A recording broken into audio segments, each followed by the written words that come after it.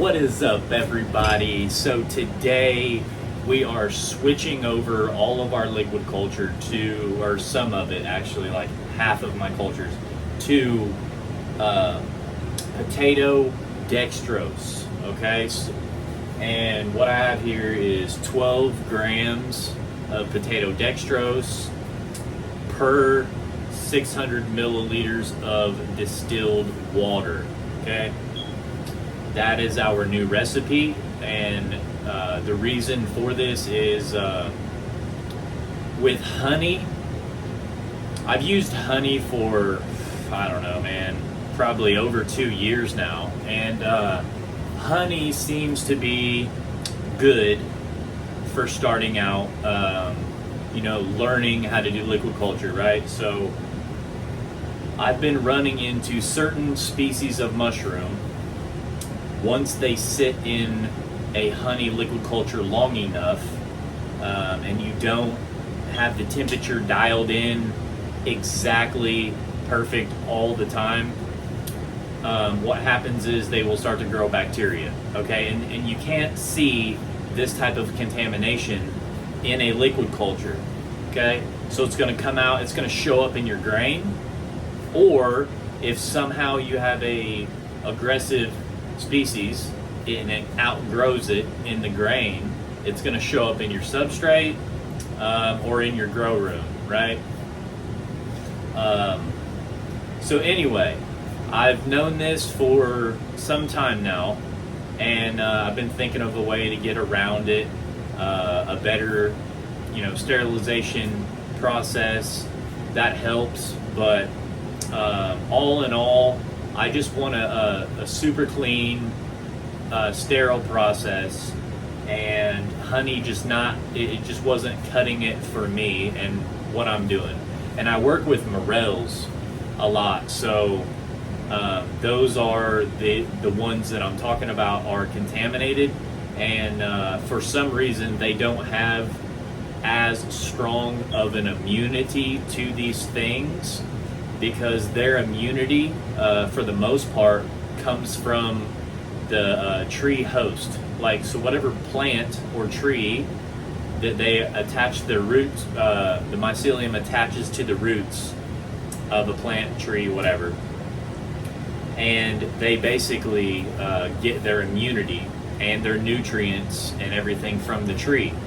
So they thrive in that way.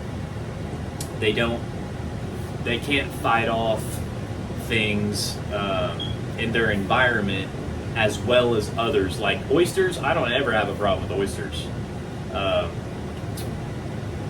And that's what we're going to be actually inoculating today. I'm just kind of switching over all my cultures, like one step at a time. And today we are actually doing, what do we got here? We got golden oyster, pink oyster, Florida oyster, and we got one more, blue oyster.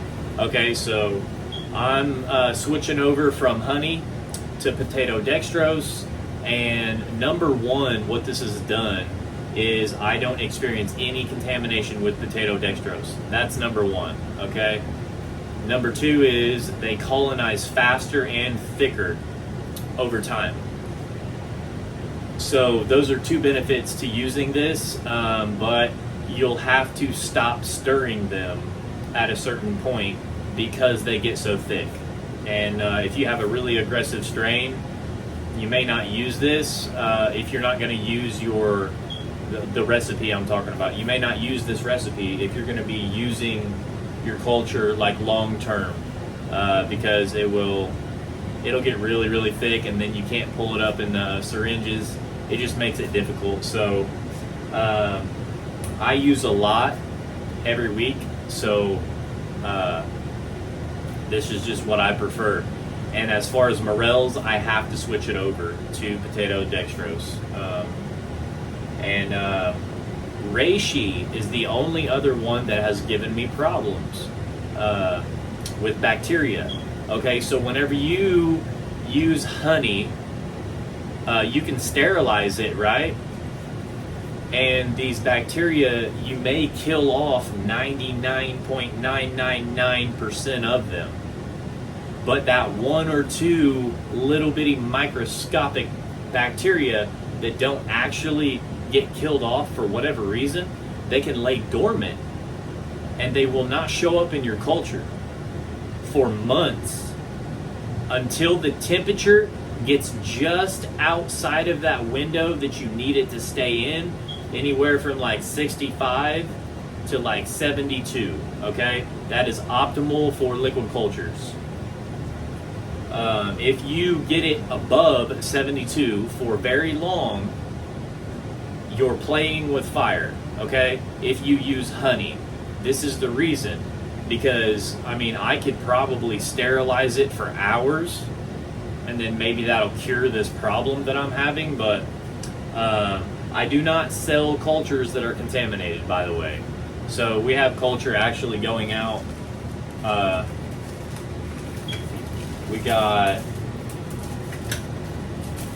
Black Pearl going out in, I think it's going to be shipped out tomorrow or the next day.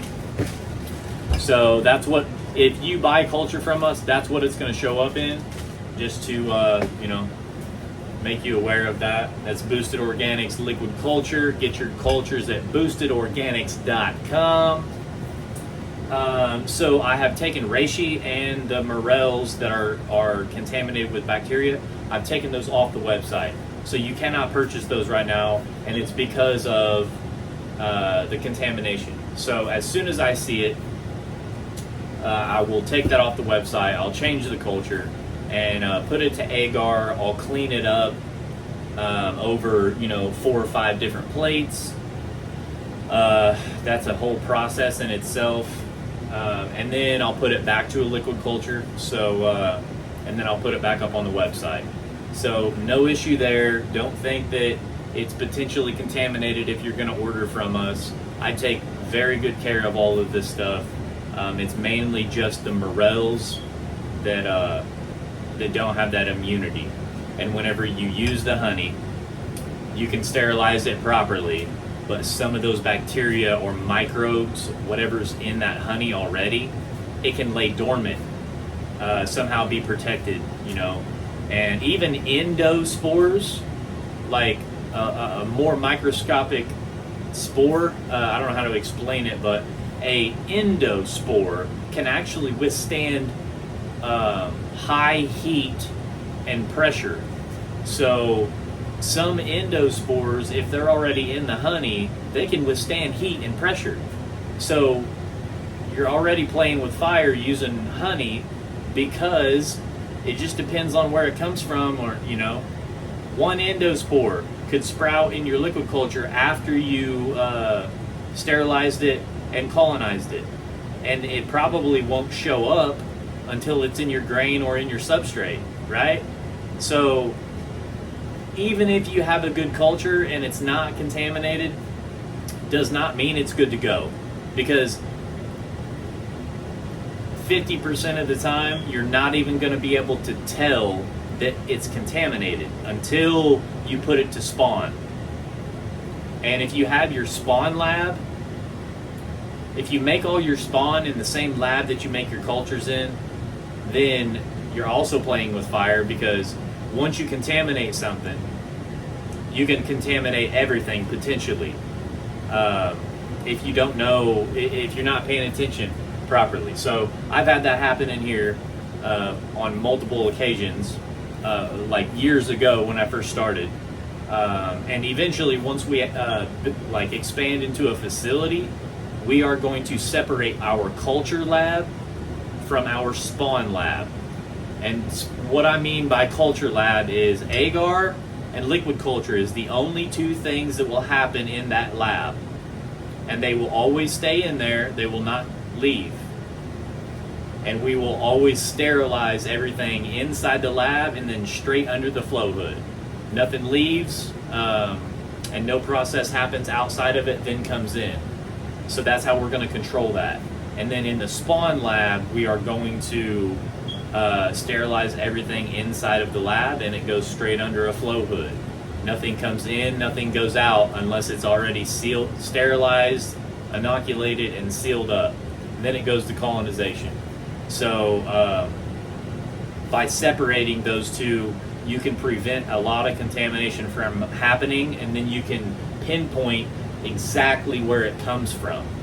Okay, so that's the lesson for today, guys. So anyway, first up here, I'm going to do inoculation for you. We have the golden oyster. It's called Golden Treasure, this specific strain.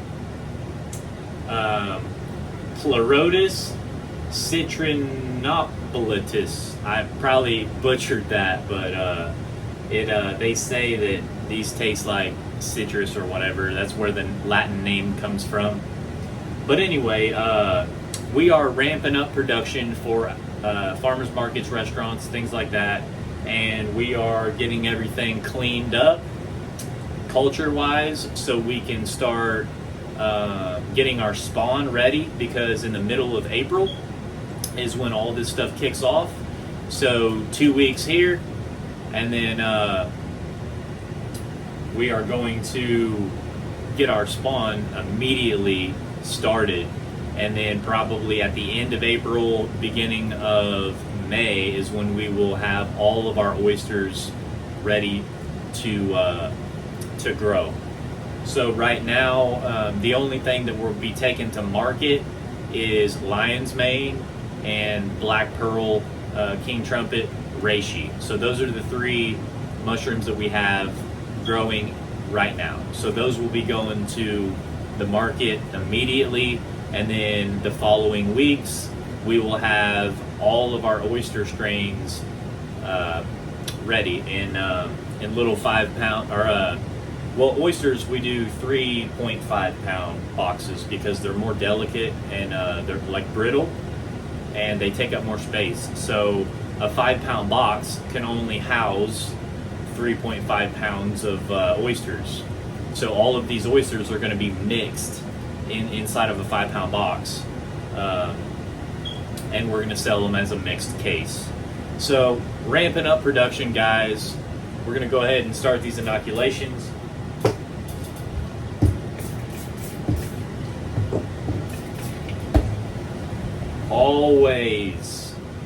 Always get your alcohol on every square inch of the syringe. Clean it up real good.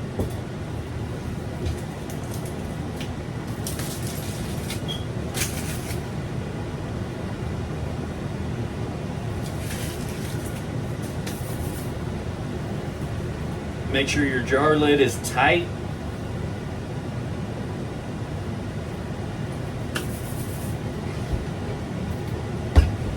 Clean it up.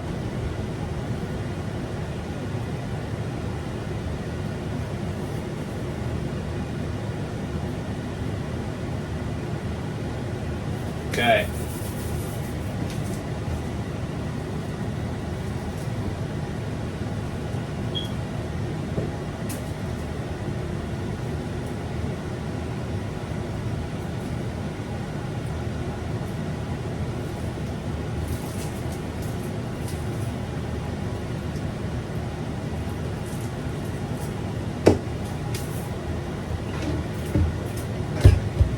Clean up the needle.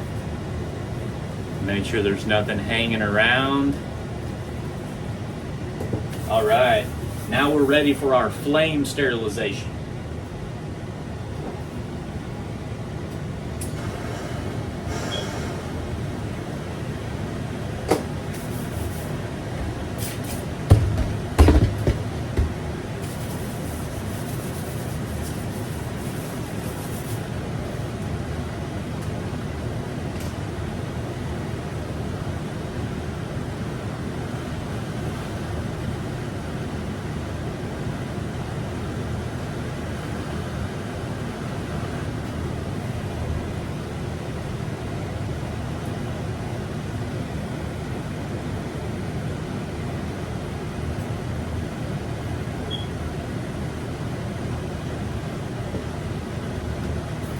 Hit it again.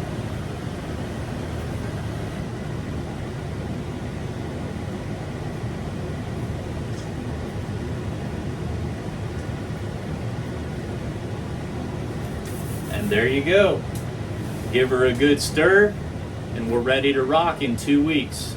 I typically stir my jars for the first 2 weeks every single day to break them up and get them rolling.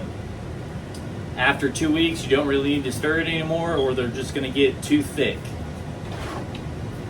I mean, you could, if you got an aggressive strain, I found that 7 to 10 days is fine, and then just set it aside and use it when you need it.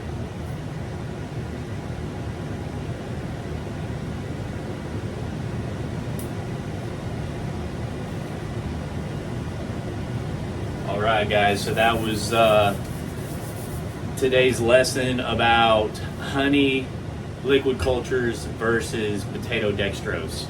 I am wising up a little bit, and I'm going to stop going against the grain so much, and I'm going to go ahead and just switch all my cultures over to potato dextrose. So I advise you do the same thing unless you're first starting out.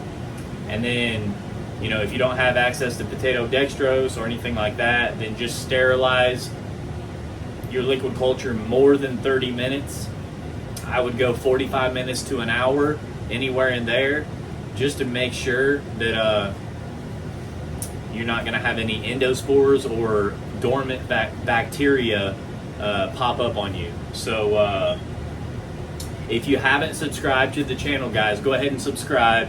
And you can go over to Instagram. You can follow us on Instagram. We put a lot of short form content over there, and we're on all platforms. You can find us anywhere. And as far as the